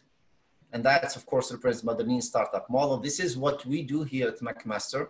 We bring people who have a bachelor and that want to do a startup, and we take them through a program of 20 months to actually where they form their team, they select their project, they learn about how to do product development through the lean startup in terms of proof of concept, minimum viable product, how to do a competitive analysis, how to understand the intellectual property, how to protect intellectual property, how to do primary and secondary market research, how to create a plan for a proof of concept and MVP, how to develop a marketing campaign and a go-to-market plan and a business strategy, and then emerge out of the program with their own startup. In fact, a lot of them start their startup while they're still in the program. And this is exactly the same thing we want to do with the Futurist Institute, except that we want to bring it to version 3.0, where we're adding to this know-how some of the key technical competencies and modules in the ICT world, like cloud computing, Python programming, mobile app development, artificial intelligence, virtual reality, augmented reality, and blockchain applications. Those emerging technologies that are essentially changing our world and that offer huge opportunities. And this way, it's a hybrid program that will combine both the entrepreneurial management or the innovation management modules with the technical modules to equip our students when they come in to form a team and learn how to do their startup while they're still doing a master's degree. Thank you. I think we need this kind of institute now in Algeria. It's very, very important. Vous êtes très, très actif sur le réseau rallié et avec nous sur ASC, Algeria Startup Challenge, la compétition qui est organisée par des jeunes étudiants pour la jeunesse algérienne et les jeunes innovateurs. Pouvez-vous nous expliquer pourquoi cette adhésion déjà et en fait, que faites-vous exactement avec eux? Parlez-nous un petit peu de votre rôle dans ces deux démarches. Bon, cette adhésion, c'est une adhésion, je dirais, naturelle parce que elle provient d'une passion qui est partagée avec les fondateurs et les participants des deux réseaux, que ce soit Algerian Startup Challenge ou Rallier. En fait, j'ai été introduit aux deux par mon ami Dr Hamid Bakli, qui est un des fondateurs de CapCoWorks, enfin, qui est le fondateur de CapCoWorks, c'est un des sponsors des deux organisations. Et j'ai rencontré dans les deux organisations des gens absolument exceptionnels dont j'avais aucune idée qu'en fait ils existaient en Algérie. Donc c'était une bouffée d'air frais qui m'a vraiment rendu encore plus passionné dans le projet futuriste et du fait qu'il y a des potentialités d'innovation et il y a une passion pour l'innovation en Algérie qui ne demande qu'à se libérer, qu'à se déchaîner à travers le monde. Et pour moi, ça a été vraiment un honneur et un plaisir immense de participer dans les deux organisations. Je suis là pour servir cette cause commune qui nous attache énormément. En fait, je disais à Dr Bakli l'autre jour que je passais plus de temps avec lui qu'avec ma femme. Tellement il y avait de choses entre le rallier, le Startup Challenge, et les webinaires et d'autres projets. C'était ça en fait. Mais c'était quelque chose, c'est un labeur de, comme on dit, un work of love, c'est un labeur d'amour qu'on est en train de faire. On espère, Inch'Allah, qu'on pourra quand même faire une différence. Mais l'énergie et éventuellement l'impact, c'est notre jeunesse algérienne qui, à mon avis, une jeunesse exceptionnelle à travers le monde. J'ai vécu plus de 25 ans aux États-Unis dans plusieurs étages. Ça me fait maintenant 7 ans que je suis au Canada. J'ai voyagé à travers le monde. Je ne le dis pas parce que je suis algérien, mais la jeunesse algérienne a vraiment quelque chose d'unique à offrir au monde.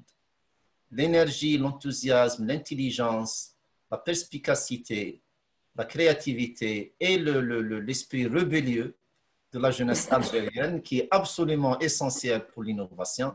Je pense qu'il est unique. Et c'est là l'espoir. Et on est là pour servir cette jeunesse, pas pour la guider, mais plutôt pour la servir, pour l'encourager. Et si on peut la guider avec notre savoir-faire, notre expertise, ce serait un honneur pour nous, mais c'est eux qui doivent prendre le leadership de la société et de l'économie algérienne. Merci beaucoup, beaucoup d'être là et de contribuer aussi au programme SAHRATECH. Vous n'avez pas hésité une seconde à apporter votre aide, votre présence, votre contribution dès qu'on vous l'a demandé. Vous avez été disponible autant pour les auditions de l'Algeria Startup Challenge que pour les webinars, que pour les tutoriels où vous avez proposé une multitude de sujets pour pouvoir coacher nos porteurs de projets, qu'ils aient été retenus ou non, parce que même ceux qui n'ont pas été retenus, on ne va pas les laisser tomber en cours de route, on va essayer de les reprendre, de les coacher et de tirer le meilleur d'eux pour qu'à la prochaine édition, ils seront meilleurs et ils seront retenus et ils apporteront quelque chose. Même si ce n'est pas pour la première édition, ça va être tout au long de cette année pour qu'ils puissent apporter quelque chose à l'Algérie. Maintenant, j'ai une dernière question à vous poser. On remarque qu'on a beaucoup parlé d'innovation. Vous avez parlé de la différence entre l'invention et l'innovation. L'innovation qui vient surplomber et soutenir et apporter plus de solutions à travers des inventions existantes. Déjà, c'est bien cela. On remarque que la nature, de par sa capacité extraordinaire à s'adapter à plusieurs phénomènes à travers les âges, que ça soit climatique, que ça soit lié à la disparition de certains éléments de son écosystème, ou encore à la main destructrice de l'homme. Elle a su s'adapter, donc elle a dû innover pour pouvoir s'adapter. Est-ce que le fait de reproduire comment dirais-je, le fait de reproduire ce modèle d'adaptation et ce schéma d'adaptation de la nature à quelque chose qu'on a envie de modeler consiste en une innovation ou une vulgaire imitation? C'est une excellente question, Nasrine. En fait, il y a tout un champ de recherche maintenant et d'application qui tourne autour de la biomimicrie. Biomimicrie, c'est l'imitation de la nature pour l'innovation. Et cette biomimicrie, bien sûr, c'est un changement d'attitude. Parce que je dis toujours que nous devons exercer un changement dans notre attitude, un changement aussi bien pratique que même, je dirais, spirituel envers la nature. Parce que jusqu'à présent, les sociétés, le business, etc., traitaient la nature comme une ressource inerte qui n'a aucun droit, qui est là pour servir nos besoins et nos désirs, et qu'on est là pour piller de toutes ces ressources et puis y renverser tous nos déchets une fois qu'on a fini avec ces ressources-là et ces produits. Et on voit maintenant aujourd'hui l'impact que cette attitude a eu sur le changement climatique, le manque de ressources, etc. Et qu'en fait, on voit un effet boomerang, la nature qui est en train de répondre, de dire que ce n'est pas bien, que c'est méchant ce que vous faites, me faites, et je suis beaucoup plus puissante que vous. Et comme tu as dit, la nature sait s'adapter. Et en fait, il faut aller du côté spirituel. Donc, du côté pratique, on doit changer nos pratiques, en fait, à utiliser ces ressources comme c'est des ressources que la nature nous prête plutôt qu'on prend pour nous. Et qu'on doit les lui rendre éventuellement après qu'on ait, en fait, utilisé, on s'est servi pour nos besoins. Donc, ça doit être une attitude. Donc, on doit aller dans ce qu'on appelle l'économie circulaire, là où, au lieu de prendre des ressources, dont 90% sont maintenant deviennent des déchets et 10% des produits qui maintenant sont utilisés pour 3 ans, puis se deviennent des déchets, il faut aller vers l'économie circulaire, que ces ressources sont recyclées d'une manière complète, de telle sorte qu'ils sont réutilisés pour fabriquer les mêmes produits, sans avoir à aller à miner et à extraire des ressources fraîches. La biomimicrie, c'est un autre élément pratique qu'on peut utiliser pour mimiquer ou imiter la nature, pour s'inspirer de nouvelles inventions et innovations à la fois. Mais en fait, les inventions de la biomimicrie sont celles qui s'apprêtent le mieux à l'innovation, parce que la nature elle est très efficace, très efficiente et elle a résolu des problèmes qu'on ne peut pas imaginer, qu'on ne peut pas résoudre. En fait, le velcro, c'était inventé par un ingénieur allemand après qu'il ait fait une promenade dans la forêt et il est revenu avec tous ses stickies et c'est là où il a développé le velcro. Il l'a licencié et s'est fait des millions de dollars de royalties. Il y a la compagnie Interface Carpet qui a développé une moquette de business qui est basée sur un motif chaotique qui a été en fait inspiré par la nature et en fait qui est devenu le best-seller dans toute leur concurrence. Ils ont appelé Entropy 2.0. Et Interface Carpet aussi a utilisé, maintenant enseigne la biomimicrie à tous ses employés. Pas seulement les ingénieurs, mais même dans les gens dans le marketing, dans les opérations, dans les finances, etc. Ils doivent faire un workshop en biomimicrie. Chose qui me ramène maintenant à l'aspect, l'attitude spirituelle. On doit arrêter de voir la nature comme un esclave qui est à notre service, mais plutôt plus comme un maître qu'on doit respecter et duquel on peut apprendre énormément de choses. Y inclut comment résoudre des problèmes majeurs et comment innover d'une manière qui, en fait, pourra arrêter ce changement climatique qui menace en fait notre existence, ou pourra au moins l'atténuer, pourra introduire de nouveaux produits qui sont verts, qui sont recyclables à plein et qui permettront maintenant de nous réintégrer dans cette nature. Parce que un manque de respect vers la nature, c'est un manque de respect envers soi, parce qu'on fait partie de cette nature. Et regarder la nature comme un maître, c'est une attitude de réconciliation qui, en fait, sera très bénéfique pour nous. Et l'effet boomerang sera un effet positif plutôt que ce soit un effet négatif comme il est aujourd'hui. Tout à fait, tout à fait. Merci, merci beaucoup, Dr Belkhir. Maintenant, si vous deviez apporter un conseil à nos jeunes start-upers algériens, vers quelles innovations les inviteriez-vous à investir? Bon, c'est une autre très bonne question. C'est dans les innovations qui demandent la réimagination plutôt que de l'invention, comme je l'ai dit. Parce que ce qui est the good news dans tout ça, c'est que maintenant, les barrières d'innovation ont été presque complètement éliminées.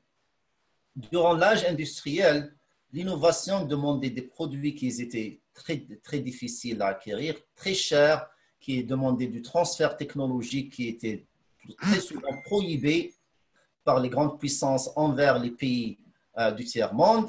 Et donc, le transfert, l'innovation demandait un investissement et des ressources énormes qui n'étaient pas à la disposition des pays, des gouvernements eux-mêmes, encore moins à la disposition d'entrepreneurs ou de start-upers.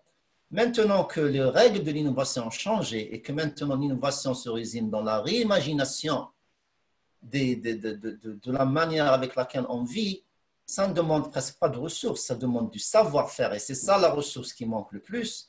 Mais ça demande aussi un ordinateur, un portable et du savoir-faire et du software, etc.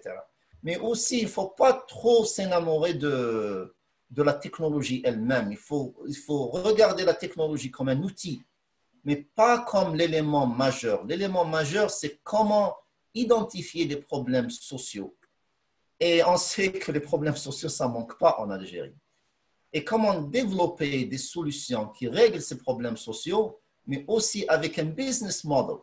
Parce que on dit souvent qu'il y a cette dichotomie entre le for-profit et le not for-profit. Ça veut dire que si on fait du for-profit, on ne fait pas du social. On est ici pour faire du business. Et ça, c'est complètement contre la nature humaine. Et si on fait du social, il ne faut pas faire du profit parce que le profit, c'est un sale mot. Ça veut dire que you are greedy, ça veut dire que tu veux. Mais ce n'est pas vrai. La nature, si on parle de nature, la nature, elle bénéficie en même temps qu'il y a de la croissance, en même temps qu'il y a du bienfait.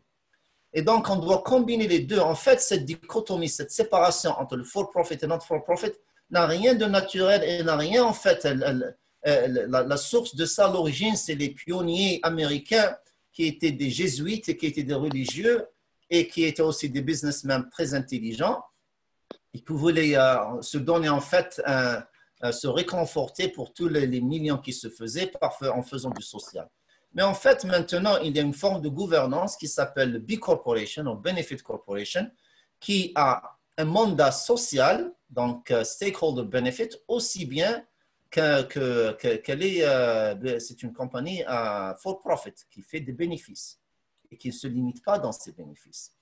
Parce que quand on a un business model qui crée de la valeur économique, aussi bien que sociale, aussi bien pour la société que pour les clients, maintenant, il y a une source d'alimentation qui permet à cette compagnie de croître, d'augmenter dans son impact et de toucher encore beaucoup plus de gens. Et c'est pour ça qu'il faut, le business model, il est essentiel parce que si on fait du social sans bénéfice, l'impact il va être très faible. Éventuellement, cette société, si elle n'arrive pas à avoir des dons, des gens charitables, elle va mourir et elle ne va pas, en fait, achever l'impact qu'elle voulait achever éventuellement, qu'on avait comme objectif. Donc, ce point de business model est très, très important pour les entrepreneurs de comprendre comment est-ce qu'ils vont créer de la valeur partagée pour leurs clients aussi bien que pour eux-mêmes. Donc, vous pensez que l'économie de demain sera l'économie de la connaissance au vu de la ressource inépuisable en Algérie? On voit que le pétrole aujourd'hui, il a atteint les moins 37 $ aux États-Unis. C'est une valeur qui aujourd'hui ne devient pas sûre pour nous. Est-ce que vous pensez que l'économie de la connaissance est une économie qui va se substituer à l'économie existante et si c'est le cas, dans combien de temps est-ce qu'on pourra survivre? Eh bien, on voit par exemple une société comme Tesla qui en moins de 15 ans a révolutionné l'industrie de l'automotive et qui a en fait tout bouleversé.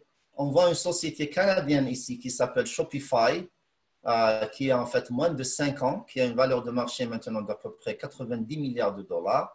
Et leur business model était très simple, c'était d'offrir une plateforme à toutes les sociétés, des petits marchands, les PME, qui voulaient faire du e-commerce, mais qui ne savaient pas comment créer un site web, comment avoir un paiement avec un e-commerce, etc., et toutes les réglementations.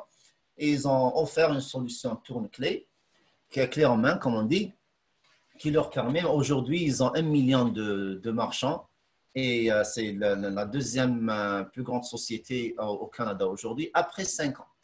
Donc, on voit que l'innovation peut être très rapide et peut avoir un impact aussi très, très rapide.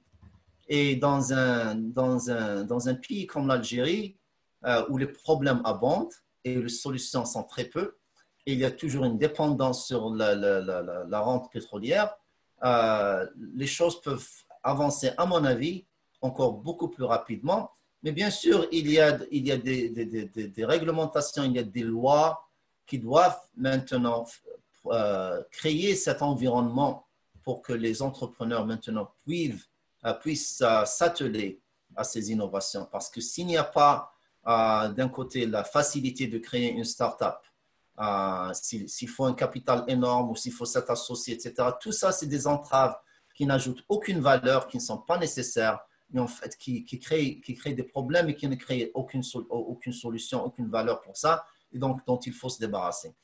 Un environnement où les droits d'auteur ou les droits de la propriété intellectuelle doivent être aussi garantis et protégés par le gouvernement, de telle sorte qu'il n'y a pas de concurrence, que quelqu'un qui développe la propriété intellectuelle et qui veut la protéger et qui prend les étapes pour la protéger soit facilité et que ceux qui essaient d'enfreigner contre cette propriété intellectuelle soient aussi arrêtés par la loi. Donc, il y a un état de droit qui facilite cette entreprise. Et bien sûr, dès qu'on a ça, c'est tout ce dont on a besoin. On n'a pas besoin d'investissement par le gouvernement, bien que ça aiderait aussi d'investissement direct. Mais tout ce dont on a besoin, c'est cet environnement qui maintenant va faciliter la création de ces startups. Donc, en quelque sorte, c'est le sol dont on a besoin pour pouvoir planter ces startups pour qu'ils puissent naître dans un environnement qui leur facilite leur croissance. Et le reste, je pense qu'il faut le laisser à la jeunesse. Et quand je parle d'économie de savoir, ce n'est pas nécessairement juste le software et les technologies, le mobile.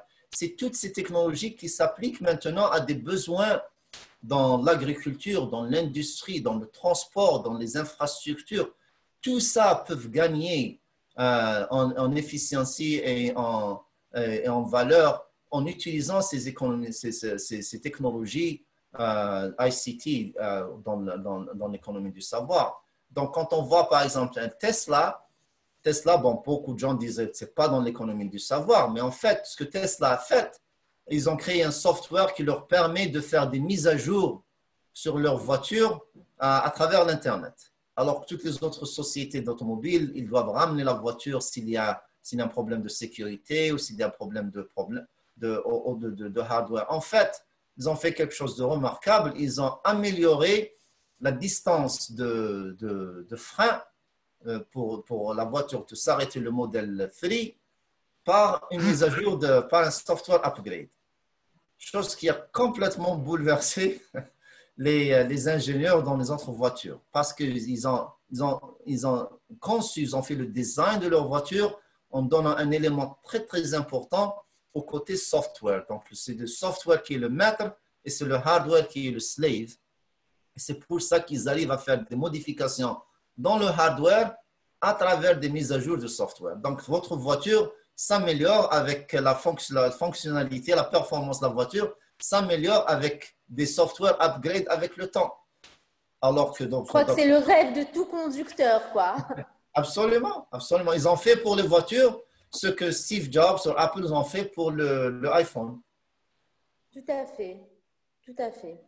Et donc, moi, je classifie Tesla comme une société dans l'économie du savoir. Je suis tout à fait d'accord. Alors, on remarque que la diaspora algérienne est très performante dès lors où l'écosystème est favorable. Ouais. Vous en êtes l'exemple même, Dr Belkhir. Que faudrait-il pour faire en sorte que cette diaspora puisse avoir un impact positif pour et avec toute l'Algérie? Donc, on commence à utiliser un peu plus le ICT comme on l'a aujourd'hui. On travaille ensemble. Et d'ailleurs, je tiens à vous féliciter, Rim, aussi bien que toute l'équipe Algerian Startup Challenge pour cet extraordinaire forum. Donc, ça montre en fait que la créativité, que la passion, etc. peuvent vraiment créer beaucoup de choses positives et avoir un impact formidable. Et donc, on doit continuer à travailler ensemble. On doit continuer à brainstorming, à penser ensemble comment résoudre des problèmes concrets. On doit continuer à échanger notre expertise. Et je pense qu'il faudra aussi maintenant commencer à faire des projets ensemble, des projets de start-up ensemble. Parce que je pense que le success stories, ça va faire boule de neige et ça va commencer une culture d'innovation à l'intérieur. Et c'est juste un problème en fait de communication. Quand on songe, on pense pourquoi l'information technology a introduit un nouvel âge, c'est en fait c'est le partage d'informations. C'est en quelque sorte similaire à la révolution de Gutenberg avec la presse. C'est le partage du savoir dès qu'il devient, dès qu'il a une masse critique, ça engendre des transformations. Et donc, je pense que ce niveau de communication doit continuer à augmenter et qu'on doit commencer des projets ensemble. On doit aussi, je pense, commencer à travailler très étroitement avec ce nouveau gouvernement qui semble et qui donne tous les signes d'un désir sincère d'apporter une économie du savoir, non seulement parce qu'on en a besoin, parce que là, on réalise que la rente pétrolière ne va pas nous suffire, mais aussi, je pense qu'il y a un désir intrinsèque et sincère de vraiment lancer les jeunes dans l'entreprise privée parce que tout le monde le réalise à travers le monde, tous les pays réalisent que la croissance économique maintenant ne peut se faire qu'à travers l'entrepreneuriat. Les grandes compagnies ne peuvent plus maintenant absorber ou créer le nombre d'emplois dont la population a besoin pour continuer à vivre proprement, et qu'il n'y a que les entrepreneurs. En fait, dans les 15 ans passés, aux États-Unis, aussi bien que dans tous les pays développés, 100% des nouveaux jobs, net job creation, est venu des nouvelles entreprises.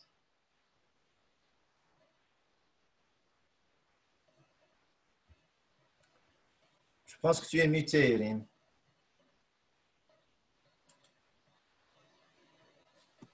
Oui, je me suis mutée. C'était pour mieux vous entendre.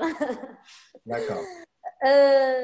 Merci beaucoup, Monsieur Lotfi Belkhir, d'avoir accepté notre invitation sur notre plateau virtuel pour permettre aux gens confinés d'alléger leur soirée tout en étant confinés et ne pas risquer de se faire contaminer.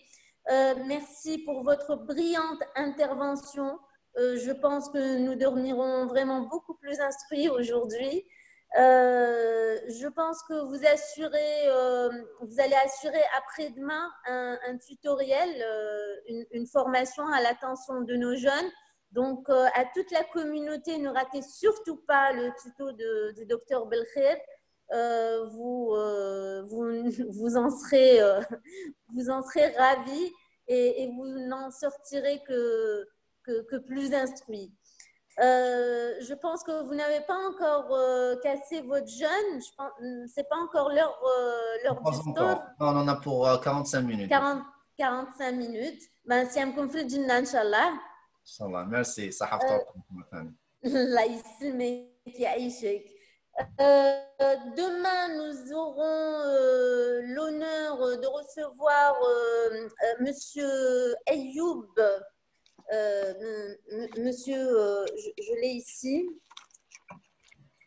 Monsieur Ayoub Sbir, qui va nous parler de data analysis. Donc, restez branchés, ne ratez pas vos rendez-vous avec nous. Vous aurez de très belles surprises tout au long de ce mois du Ramadan. Encore merci d'avoir accepté et de nous assister pour l'aventure Algérie Startup Challenge et de votre indéfectible soutien tout au long de ce programme de SAHRATECH et de nous avoir offert votre présence. Je sais que votre temps est précieux et on sait que vous vous êtes proposé vraiment par générosité. Et ce que vous me disiez tout à l'heure, c'est que vous pensiez que le savoir devait être partagé. Et moi, je pense que plus on est instruit et plus on a la tête remplie, plus on est humble et généreux. Et merci beaucoup d'être là. Merci, je vous en prie, je vous souhaite une excellente soirée et SAHRATECH.